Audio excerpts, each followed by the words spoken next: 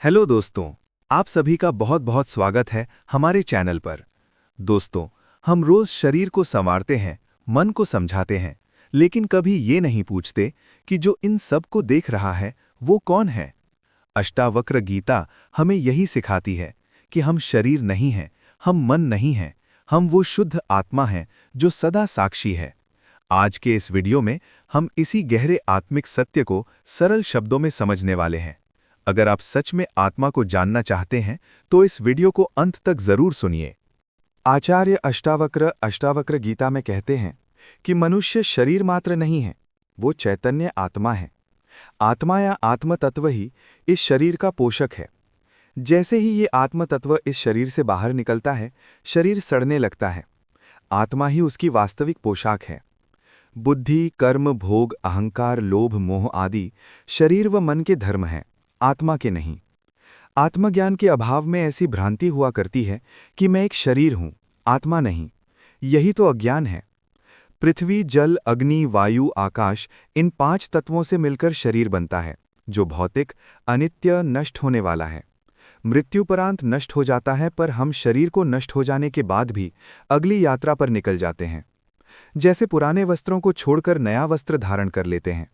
ये शरीर हमारा वस्त्र मात्र है, जो भौतिक पदार्थों से मिलकर बना है। हम सब घर नहीं, बल्कि उसमें रहने वाले मालिक हैं। हम बार बार ये कहते हैं कि हम शरीर नहीं, आत्मा है जो चैतन्य है। आत्मा का कोई वर्ण नहीं होता। वो ब्राह्मण, क्षत्रिय, वैश्य और शूद्र नहीं होती। वो तो चैतन्य शक्ति मात्र है, जो समस्त प्रकार के जीवों में समान रूप से व्याप्त है। न इसकी कोई जाति होती है और न ही लिंग होता है। ये 4 आश्रम, ब्रह्मचर्य, गृहस्थ, वानप्रस्थ और सन्यास वाली भी नहीं है।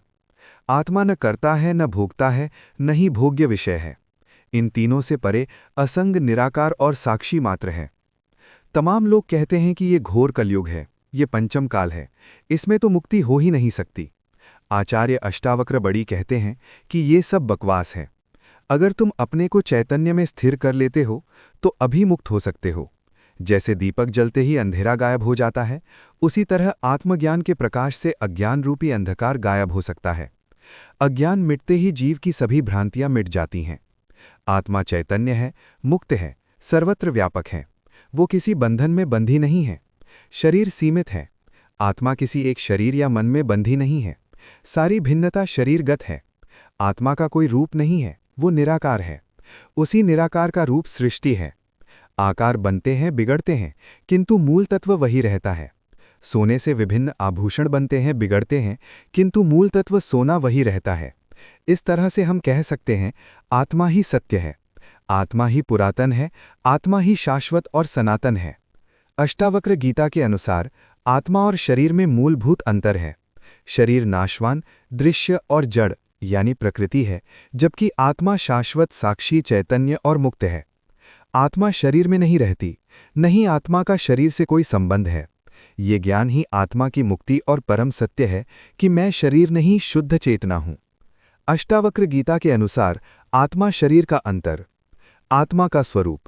आत्मा निराकार, अकर्ता, अभोक्ता और साक्षी मात्र है।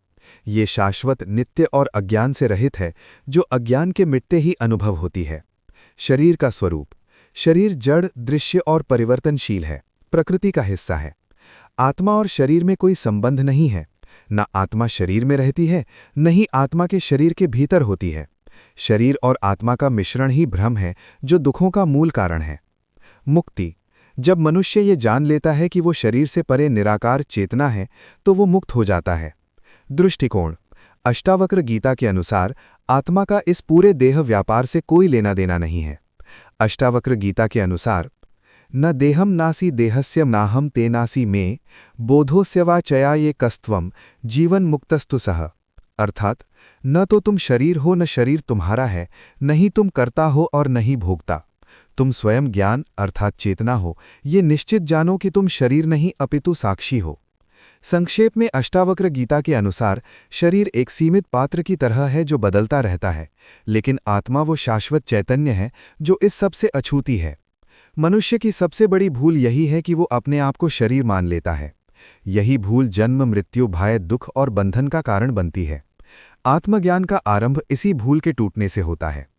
अष्टावक्र जी कहते हैं, देह से भिन्न जो जान लेता है वही मुक्त है। शरीर जड़ और परिवर्तनशील है। शरीर 5 भौतिक तत्वों से बना है, मिट्टी, जल, अग्नि, वायु और आकाश।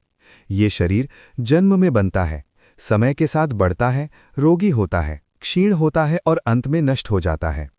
जो जन्म लेता है, जो बदलता है, जो नष्ट होता है, वो शाश्वत सत्य नहीं हो सकता। शरीर एक यंत्र है, जैसे कपड़ा, घर या वाहन। आत्मा चेतन, अचल और शाश्वत। आत्मा किसी तत्व से बनी नहीं है, वो चेतना है। आत्मा न उत्पन्न होती है, न मरती है, न घटती है, न बढ़ती है। वो सदा एक सी पूर्ण और शांत रहती है। बचपन में जो मैं था, आज भी वही मैं हूं। शरीर बदला, नाम बदला, स्थिति बदली, लेकिन मैं नहीं बदला। वही मैं आत्मा है, देखने वाला और देखा जाने वाला। ये समझ सबसे महत्वपूर्ण है। आप कहते हैं, मेरा शरीर थका है, मेरा मन दुखी है, मेरी आंख देख रही है।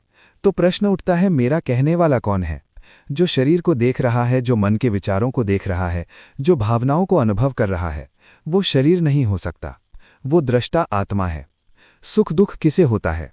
भूख, प्यास, रोग, अपमान, प्रशंसा, ये सब शरीर और मन के अनुभव हैं। आत्मा न दुखी होती है, न प्रसन्न होती है, न डरती है, न चाहती है। आत्मा केवल साक्षी है। जब आत्मा स्वयं को शरीर मान लेती है, तभी वो दुखी प्रतीत होती है। मृत्यु का सत्य। मृत्यु आत्मा की नहीं होती। मृत्यु केवल देह का त्याग है, पुराने आवरण का गिर जाना है। जैसे दीपक टूट जाए तो प्रकाश नष्ट नहीं होता, वैसे ही शरीर नष्ट होता है, आत्मा नहीं। बंधन और मुक्ति का रहस्य। बंधन कोई वास्तविक जंजीर नहीं है। बंधन केवल अज्ञान है। मैं शरीर हूं, ये अज्ञान है। मैं आत्मा हूं, यही ज्ञान है। इस ज्ञान के आते ही भय समाप्त हो जाता है। मृत्यु का डर मिट जाता है। संसार का बंधन ढीला पड़ जाता है। यही मुक्ति है, आत्मज्ञानी की अवस्था।